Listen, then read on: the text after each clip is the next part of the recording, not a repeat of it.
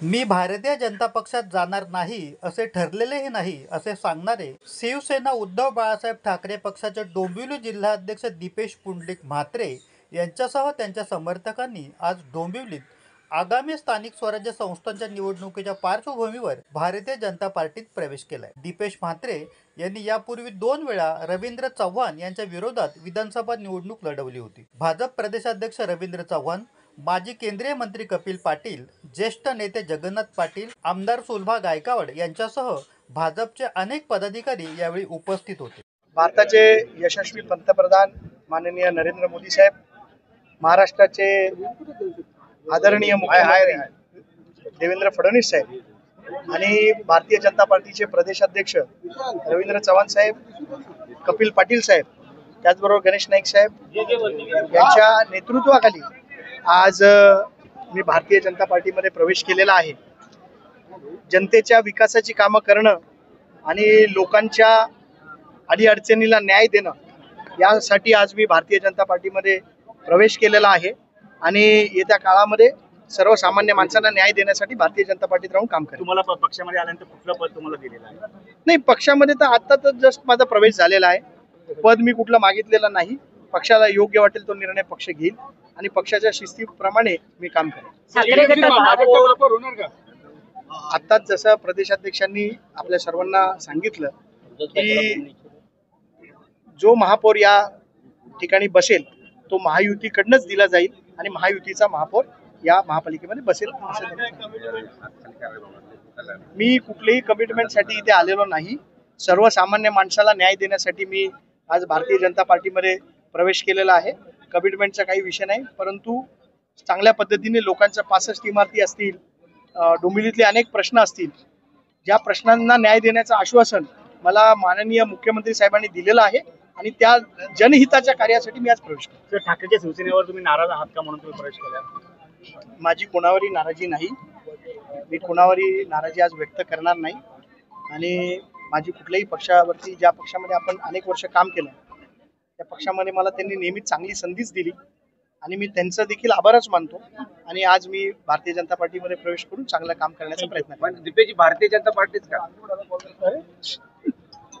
नेमकं काय? आज आपण बघत असाल तर देशामध्ये असेल किंवा महाराष्ट्रामध्ये असेल, देशामध्ये नरेंद्र मोदी साहेब आणि महाराष्ट्रामध्ये देवेंद्र फडणवीस साहेब ज्या पद्धतीने सर्वसामान्य माणसाला न्याय देण्याचं काम आणि पारदर्शक काम देण्याचं काम करतायत, त्यांच्या नेतृत्वाला प्रभावित होऊन आज मी भारतीय जनता पार्टीमध्ये रवींद्र चव्हाण साहेब यांच्या नेतृत्वाखाली प्रवेश केला। आज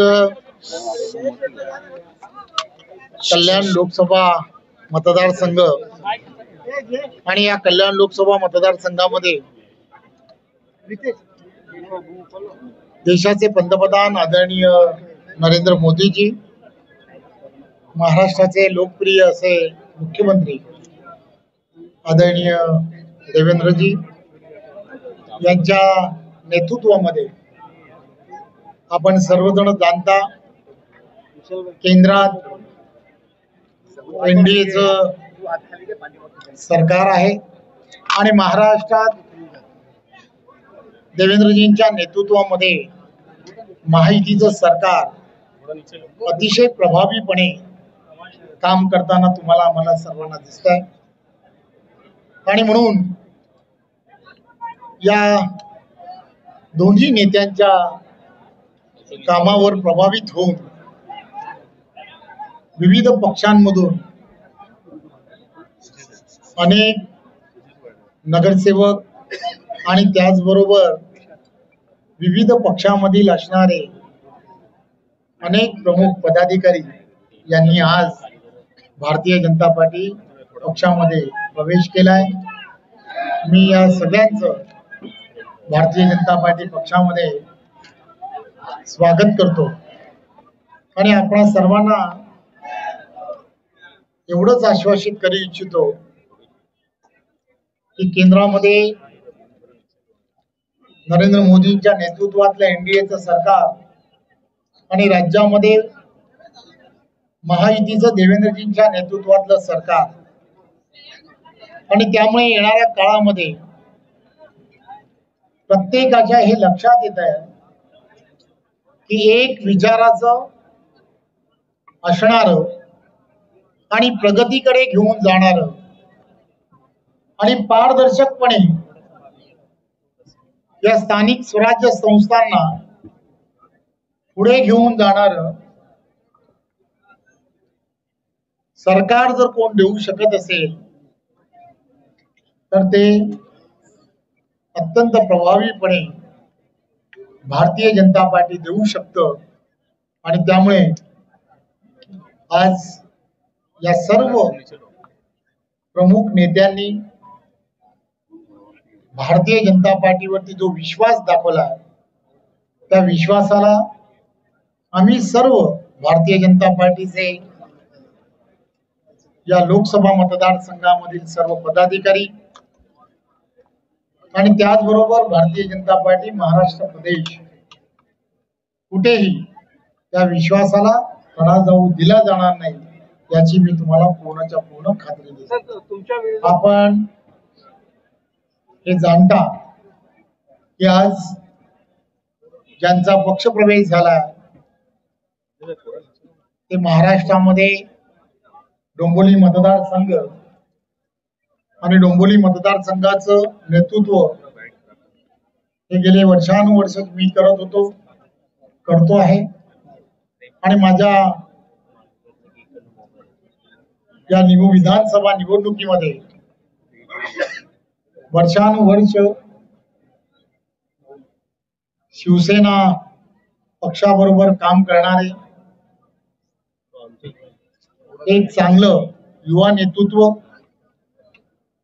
दीपेश म्हात्रेजी आणि त्यांच्या बरोबर त्यांचे भाऊ जयेश म्हात्रेजी यांच्या पाठीमागे त्यांचे वडील की जे या भागामध्ये एक उमद असं नेतृत्व आहे,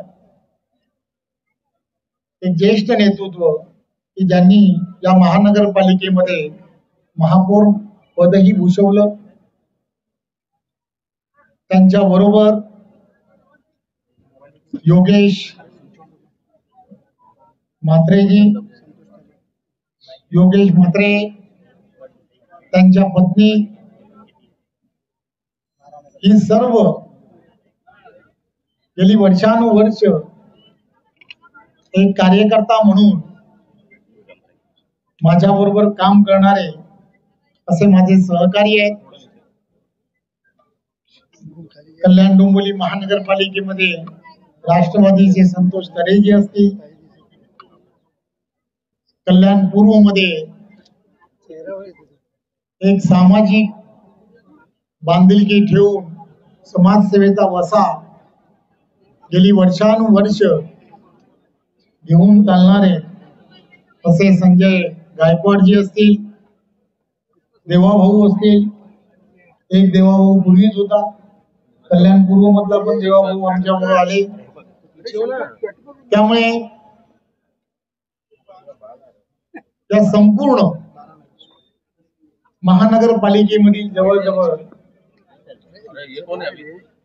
अनेक नगरसेवक आज कार्यबहुलतेमुळे त्यांनी असं सांगितलं की एवढ्या गर्दीमध्ये येणं योग्य नाही, त्यामुळे एक रविवार सोडून दुसरा रविवार पण थोडा बाकी ठेवा. त्यामुळे आजच्या या रविवारी काही मोजक्या 10-12 नगरसेवकांनी आज भारतीय जनता पार्टीमध्ये कल्याण मधल्या या सर्वांनी प्रवेश केलाय. प्रत्येकाचा मुहूर्त असतो, त्यामुळे प्रत्येक मुहूर्त सगळेजण पाहत आहेत आणि मुहूर्त ठरलाय या महानगरपालिकेला एक पारदर्शक असा महापौर देणं आणि तो महायुतीचा देणं हेही ठरलंय. त्यामुळे लोकांमध्ये संभ्रम आहे की तो महायुतीचा म्हणजे नक्की कोणाचा, तर तो उलगडा एवढा लवकर करणं हे योग्य नाही.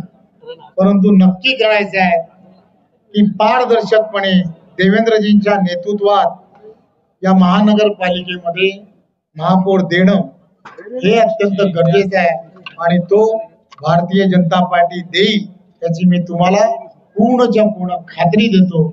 आणि त्या व्यतिरिक्त उल्हासनगर महानगरपालिका जी आहे, या उल्हासनगर महानगरपालिकेमध्ये गेली अनेक वर्ष आमच्या बरोबर काम करणारे विविध पक्षातील कार्यकर्ते, पदाधिकारी, प्रधानजी, या व्यतिरिक्त अनेक असे कार्यकर्ते, फक्त भालेराव सारखे कार्यकर्ते, या सर्वांनी आज हे उल्हासनगर मध्ये सुद्धा प्रत्येक पॅनल मधील असणारा एक सक्षम असा कार्यकर्ता आज भारतीय जनता पार्टी पक्षामध्ये त्यांनी सुद्धा प्रवेश केला.